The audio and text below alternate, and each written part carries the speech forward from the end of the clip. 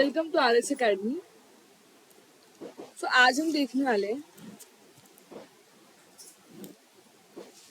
अपना lecture number 30, initialization and displaying.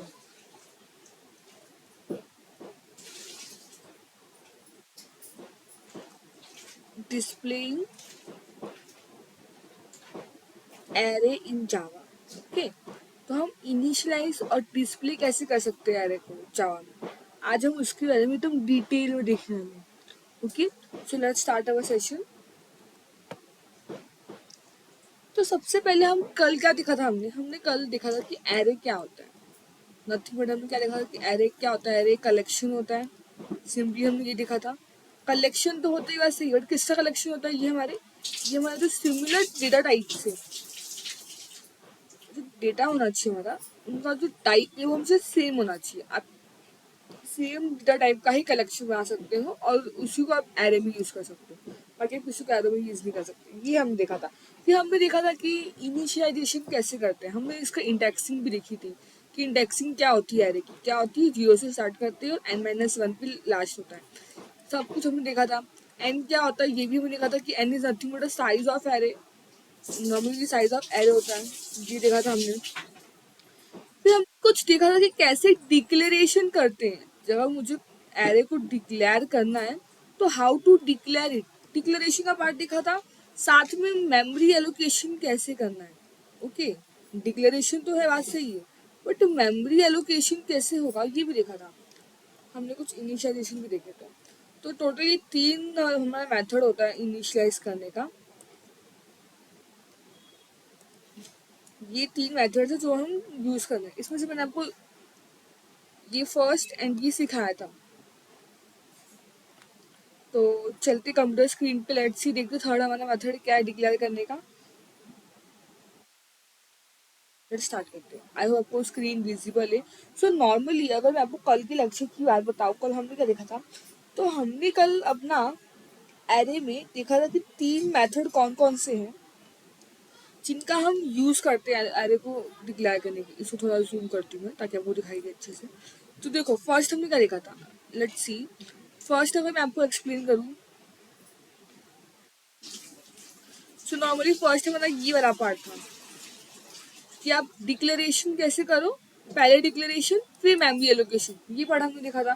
First declaration करना है, बाद में मेमोरी एलोकेशन करना है। नॉर्मली आपको क्या करना होता है, सबसे पहले आपको लिखना पड़ता है अपना डेटा टाइप। समझो मैंने इंट डेटा टाइप यूज किया है कलेक्शन बनाने के लिए। सबसे पहले हम डेटा टाइप लिखते थे, फिर हम ये क्लोज ब्रैकेट लिखते हैं। देन हम जो भी एरे का नाम देना, समझो मैंने अपने एरे का नाम एज दिया था, तो ये सिंटैक्स होता है। ठीक है, आप ऐसे क्या कर सकते हो, डिक्लेयर कर सकते हो। साथ ही में आप चाहो तो ऑन द स्पॉट डिक्लेरेशन और मेमोरी लोकेशन दोनों एक लाइन में कर सकते हो, ये एक तरीका है। सेकंड तरीका हमारा क्या था कि पहले हम ऐसे डिक्लेयर कर लेते, ठीक है, फिर हम क्या करेंगे, हम इनको मेमोरी एलोकेट करें। तो मेमोरी एलोकेशन कैसे होता है, जो भी मेरा एरे है उसका नाम लिखते हैं। नॉर्मली जो भी हमारा एरे है हम उसका नाम लिखते हैं और फिर हम न्यू कीवर्ड का यूज करते हैं।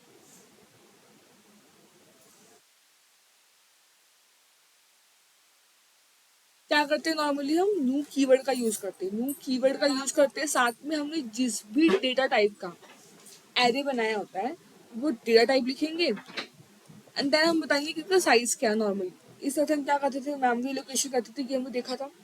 तो ये 2 तरीका हो गया मेमोरी लोकेशन करने का। मैंने आपको बताया था कि कैसे हम एक एक एलिमेंट को अगर मुझे इनिशियलाइज करना है, तो इनिशियलाइजेशन का फर्स्ट मेथड क्या है कि आपने जितना साइज दिया है, ठीक है, मैंने आपको बताया था इनिशियलाइजेशन क्यों करते हैं, ताकि हम अपने एलिमेंट एरे में जो एलिमेंट है वो फिल कर सके। तो फर्स्ट तो टाइप हमारा क्या होता है इनिशियलाइजेशन करने का। फर्स्ट जो हमारा टाइप है इनिशियलाइजेशन करने का, आपको ध्यान देना है, उसमें आपको बेसिकली जितने भी आपके इंडेक्स है, जितना ही आपका साइज है, वो 0 से स्टार्ट होगा n-1 तक जाएगा। तो आपको उतना इंडेक्स के साथ उस वेरिएबल का नाम लिखना है, वो इंडेक्स लिखना है, और अपना जो नंबर है वो क्या करना है, जो भी आपको वैल्यू देनी है नॉर्मली आप उस वैल्यू को स्टोर करा सकते हो। एक तरीका तो ये है, और इसका आंसर भी हमने देखा था कि प्रिंट होता है। हम एक्सेस कैसे कर सकते हैं, नॉर्मली आप पर्टिकुलर जो भी आपका एरे आपने बनाया है उसका नाम लिखो, और उसके पर्टिकुलर जो भी इंडेक्स आपको एक्सेस करनी है, जो भी एलिमेंट आपको एक्सेस करना है, उस पर्टिकुलर इंडेक्स पे आप वो पर्टिकुलर इंडेक्स डालोगे तो आपको वो मिल जाएगा। नॉर्मली हमने ये देखा था, बट अब हम क्या देखने वाले, अब हम देखने मैं आपको बताने वाली हूँ, लेट्स सी। नाउ हम देखेंगे कि थर्ड मेथड हमारा क्या है। तो थर्ड मेथड में हम क्या कर सकते हैं कि हम ना डायरेक्ट इनिशियलाइजेशन कर सकते हैं। क्या कहा मैंने, थर्ड स्टेप को अगर हम करने जाएंगे तो हम डायरेक्ट इनिशियलाइजेशन भी कर सकते हैं। कैसे करेंगे वो इनिशियलाइजेशन, लेट्स सी, मैं आपको एक्सप्लेन करूंगी। ठीक है, बहुत आराम से चीजें करेंगे, कोई घाई नहीं है, पर एटलीस्ट आपको समझना चाहिए कि हम कर क्या रहे हैं। ठीक है, ये बहुत इंपॉर्टेंट होता है। सो लेट्स सी, थर्ड जो हमारा मेथड होगा बेसिकली, उस मेथड में हम क्या करेंगे, सबसे पहले हम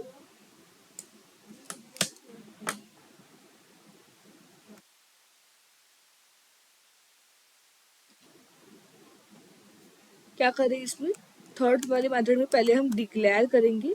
डिक्लेयर करने के साथ मेमोरी एलोकेशन भी ऑन द स्पॉट करूंगी। ठीक है, तो ये होगा मेरा मेमोरी एलोकेशन, एंड फिर इनिशियलाइजेशन भी हम एक लाइन में करेंगे। तीनों चीज को हम सिंगल लाइन में करके देखेंगे। लेट्स सी कैसे देखते हैं। तो नॉर्मली कैसे करेंगे, ये वाला पार्ट कैसे होगा हमारा, सबसे पहले समझो, इसी जो हमारा एग्जांपल है उसको कैरी ऑन करते हैं। पहले हम बताएंगे कि हमारा डेटा टाइप क्या है, तो हमने बोला कि डेटा टाइप हमारा इंटीजर है। फिर हम बताए क्लोज ब्रैकेट लिखते हैं, फिर हम अपने एरे का नाम लिखते हैं। तो समझो हमने एरे लिखा है एज, पर्टिकुलर हमने क्या लिखा, हमने एरे का नेम लिख दिया। तो ये तो क्या हो गया हमारा, ये हमारा हो गया डिक्लेरेशन का पार्ट। फिर हम ऑन द स्पॉट उसको इनिशियलाइजेशन भी कर देंगे, मेमोरी लोकेशन इनिशियलाइजेशन भी एक साथ करेंगे। समझो मैंने एज का जो है वो लिख दी थी, 23 है, 34 है, 56 है, 67 है, या फिर हम बोल दो 54। ठीक है, ये हमने कुछ क्या कर दिया, कुछ पर्टिकुलर एज दिया है। आपको टर्मिनेशन का मार्क्स लगाना नहीं भूलना है, बहुत इंपॉर्टेंट होता है।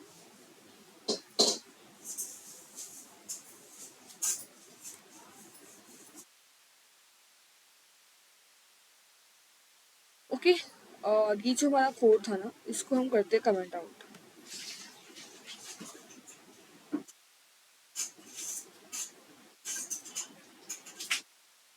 ठीक है, तो बेसिकली हमने क्या किया, बाकी सब तो हमारा एज है, इसको भी करते हैं कमेंट आउट, और ये लाइन भी क्या करते हैं कमेंट आउट। फिलहाल जो हमें नहीं चाहिए उसको कमेंट आउट करते हैं। लेट्स सी, तो हमने ये क्या किया, डिक्लेरेशन और इनिशियलाइजेशन एंड मेमोरी एलोकेशन, ये तीनों काम एक ही लाइन में किया। ठीक है, आप ये करो ना, आप प्रिंट करने को बोलो, सिस्टम डॉट आउट डॉट आप प्रिंट करने को बोलो। समझो आपने प्रिंट करना है आपको, जो आपका एज है उसके फोर्थ इंडेक्स में बेसिकली क्या है, आपको ये प्रिंट करना है, नॉर्मली बात कर रहे हैं। ठीक है, तो इसको रन करके देखते हैं। तो जैसे ही हम इसे रन करेंगे तो हमारा आउटपुट देखते क्या आता है। बेसिकली आपका आउटपुट आ गया 54, मतलब ये भी तरीका सही है। तो आप तीनों में से कोई भी मेथड यूज कर सकते हो, या तो आप एक लाइन में डिक्लेरेशन मेमोरी एलोकेशन करो, देन आप अपने एलिमेंट्स को दो, या फिर आप पहले डिक्लेयर कर लो फिर उसको मेमोरी एलोकेशन करो। देन आप एक एक करके सारे जितने आपको एरे बनाना है पर्टिकुलर, उतना आप इनिशियलाइजेशन कर सकते हो।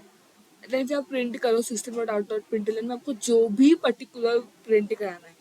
या तो आप डायरेक्ट इन तीनों चीज को, declaration, memory allocation and initialization, क्या करना है, तीनों आप एक साथ कर सकते हो। जैसे हमने इस सिंगल लाइन में तो बहुत इजीली हमने ये काम किया। ठीक है, अब देखो जो भी प्रिंट कराना है पर्टिकुलर आप वो प्रिंट करा सकते हो। सो नॉर्मली इसमें होता क्या है, अगर हम लोग उसको बड़ा ध्यान से देखें, तीन मेथड है। अब जरूरी नहीं कि तीनों मेथड में से, तो तीनों मेथड अपनी जगह पे सही है। आपको क्या चाहिए, आपका रिक्वायरमेंट क्या है, उस हिसाब से हम डिसाइड करेंगे कि हमें कौन सा मेथड कैरी ऑन करना है। ठीक है, मैं तो समझ में आया ना। आज हम, ये तो हमारा होगा नॉर्मल सा कैसे करना है। ठीक है, आपने अच्छे से इसको देख भी लिया हमारा ऑलमोस्ट। नाउ मैं आपको बोलती हूँ, एक एग्जांपल लेते हैं, एक न्यू फाइल बनाते हैं। चलो लेट्स स्टार्ट करते हैं। हम बनाते हैं अपना एक न्यू फाइल,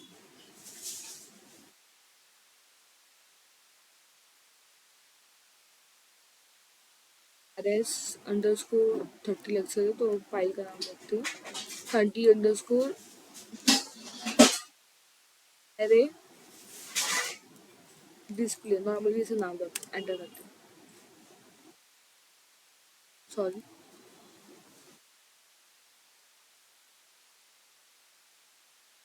एंटर करते हैं। तो ये क्या हमारा यूनिक न्यू हमने फाइल बनाई है। तो सबसे पहले हम क्या करते हैं कि इसको तो जूम करते हैं ताकि आपको दिखाई दे। सबसे पहले हम क्या करेंगे, सबसे पहले हम अपना public static void means to argument लिखेंगे ना। अच्छा, हमने जो नॉर्मली अभी देखा, समझो हम क्या करते हैं, मैं आपको बताती हूँ। जब भी हमने अभी इनिशियलाइजेशन करके देखा, लेट्स सी, हम एक इंटीजर डेटा टाइप लिखते हैं, फिर हम स्क्वायर ब्रैकेट लिखेंगे। नाउ आज मैं आपको एक चीज बताने वाली हूँ कि मार्क हमने अगर किसी भी, ये तो हमने देखा कि इनिशियलाइजेशन कैसे करते हैं, पर अगर मुझे पर्टिकुलर एरे का, लेट मी से,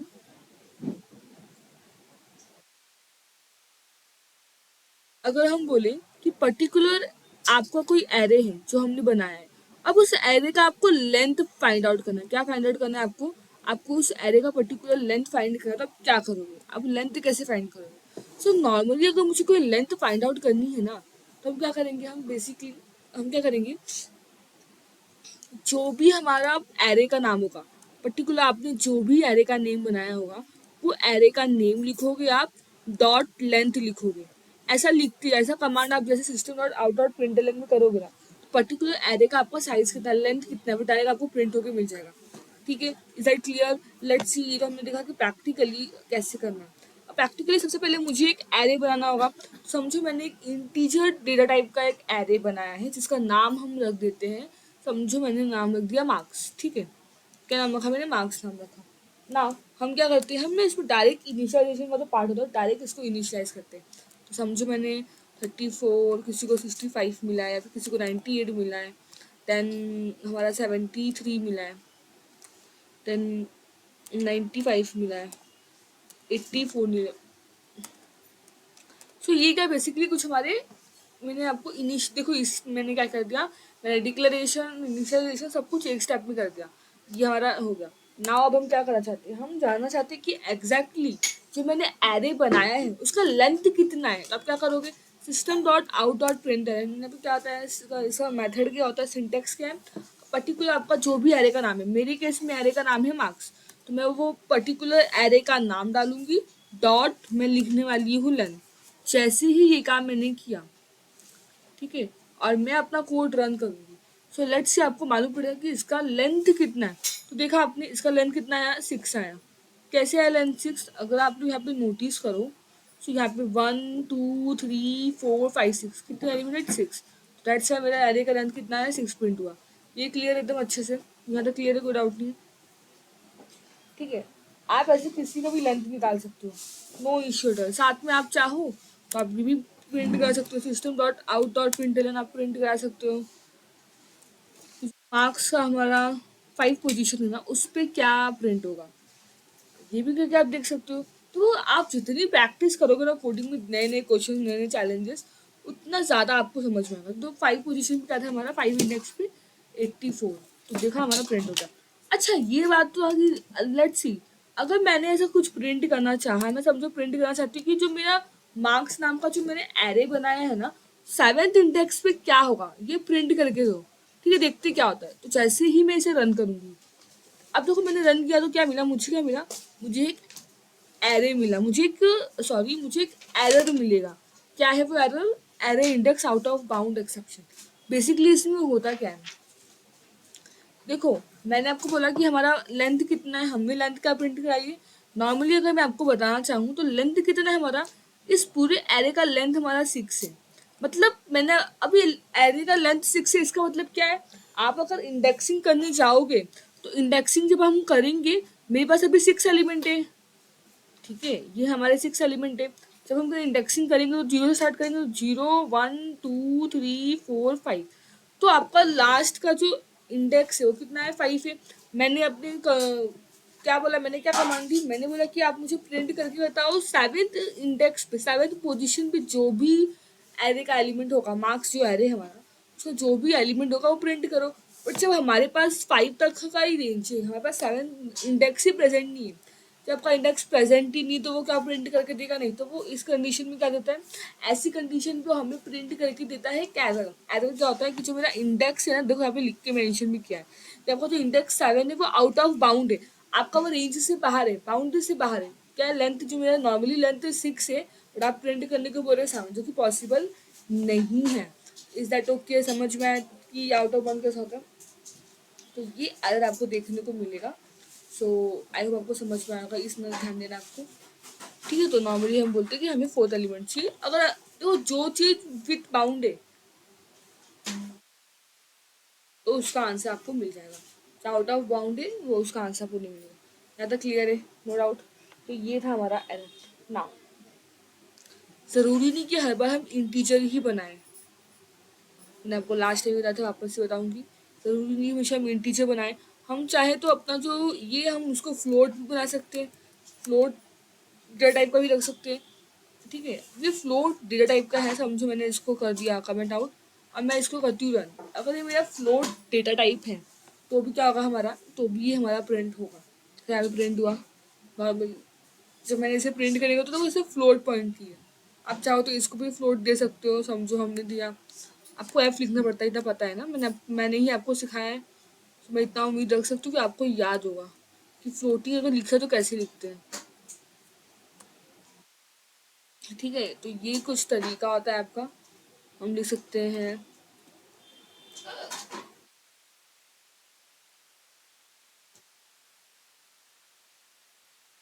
लेट्स सी।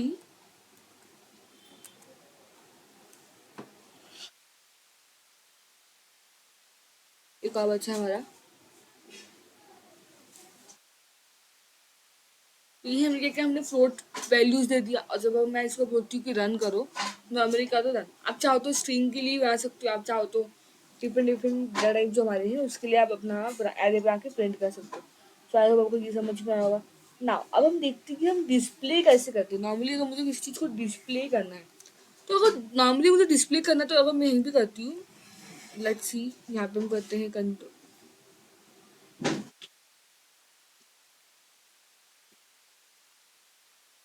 ठीक है, तो मैंने कहा कि मुझे ना जितने भी एलिमेंट सारे प्रिंट कराने हैं। समझो यहाँ पे हमने वैल्यू दिया 0, फिर हमने 1 दिया, फिर हमने 2 दिया, फिर बैक स्पेस।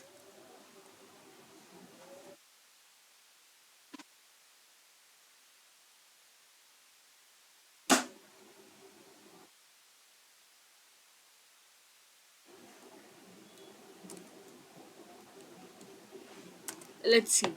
तो हमें अगर पाँचों के पाँचों जो हमारा एलिमेंट है, जो हमारे टोटल 6 एलिमेंट है, अगर मुझे इनको एक्सेस करना है तो मुझे इतनी बार सिस्टम डॉट आउटर प्रिंटर लिखना पड़ेगा, इनका इंडेक्स लिखना पड़ेगा। देन ओनली इफ क्या कर सकते हैं, हम जो भी पर्टिकुलर एलिमेंट है उसको एक्सेस कर सकते हैं। तो आपने देखा एक्सेस हुआ। बट देखो ये नॉर्मली क्या था, जब हमारी जो बात थी, जब तक हमारी बात 5, 10, 15 ये साइज तक है, तब तक तो कोई इशू नहीं। जैसे ही मैंने बोला कि मैंने 500 का कलेक्शन बनाया, क्या 500 का मुझे का प्रिंट कराया तो मैं 500 बार सिस्टम डॉट आउटर प्रिंटर लिखूंगी? तो पॉसिबल ही नहीं है, मैं ऐसा काम क्यों करूँगी इतना। तो हम क्या करते हैं ऐसे केस में, ऐसे केस में हम एक नया टॉपिक इन्वॉल्व करते हैं, इसका नाम है डिस्प्लेइंग एन एरे। एरे हम क्या कर सकते हैं, अब हम एरे को डिस्प्ले कर सकते हैं यूजिंग लूप। जैसे डिस्प्ले कर सकते हैं हम यूजिंग फॉर लूप, डिस्प्ले कर सकते हैं। ये पर्टिकुलर हमारे पास फॉर लूप है। तो करना क्या आपको, आपको पहले इसका इनिशियलाइजेशन करना होगा। फिर आप बताओगे कि आपकी कंडीशन हमेशा होगी कि आपका जो लेंथ है उससे लेस देन होना चाहिए। ऐसा हुआ तो आप इंक्रीमेंट करो और कुछ भी आप प्रिंट करा सकते हो। सो नॉर्मली ये तरीका है, ठीक है। So instead of doing this thing हम क्या करते हैं,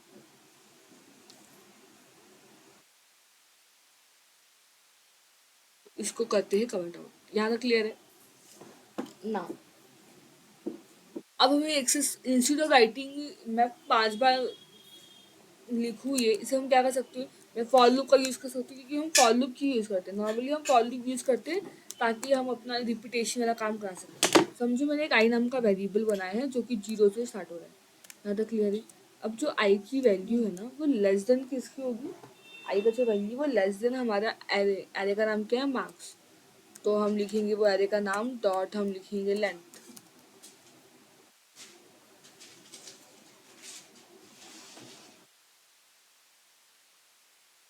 ये हमारी कंडीशन हो गई। हम क्या करेंगे, हम बेसिकली हम लिखने इसको इंक्रीमेंट करेंगे। अगर ऐसा हो तो आपको क्या करना है, आपको अपना प्रिंट करना सिस्टम डॉट आउट डॉट, आप प्रिंट कराना चाहते हो कि कितना जब का आइए ना, नॉर्मली हमने इसीलिए किया। तो जो हमारा एरे है उसका हम नाम लिखेंगे। लेट इसको रन करके देखते हैं कि क्या आंसर आता है। जैसे देखो, यही काम जो मैंने 5 टाइम कॉपी पेस्ट करके लिखा, इंस्टेड ऑफ डूइंग दैट मैं सिंगल लाइन का, सिर्फ एक लाइन का कोड लिखती हूँ और मेरा जितने भी मेरे एलिमेंट सब प्रिंट होके आ जाते हैं। तो ये हमारा बहुत फायदा होता है फॉर लूप का यूज़ करने का, कि instead of wasting our time उसी चीज़ को, नंबर ऑफ चीज़ को प्रिंट करने के लिए, हम नॉर्मली फॉर लूप 1-2 लाइन का कोड यूज़ करते हैं, हमारा वही आउटपुट आ जाता है। ठीक है, तो ये था कुछ अभी तक। इससे आप क्या कर सकते हो, नॉर्मली आप ये समझ में आ गया कि इसको हम डिस्प्ले कैसे करते हैं। तो डिस्प्ले करने का सिर्फ ये तरीका नहीं कि आप जितने आपके पास एलिमेंट हो उनको प्रिंट करो, अब डायरेक्ट फॉर लूप को यूज़ करो, कंडीशन लगाओ, आपका आंसर जब तक राइट है तब तक यूज हो। ये तो ठीक है। सो आज के लिए इतनी करते हैं, बाकी हम नेक्स्ट सेशन में करेंगे। तो थैंक यू सो मच, मिलते हैं हम नेक्स्ट सेशन में।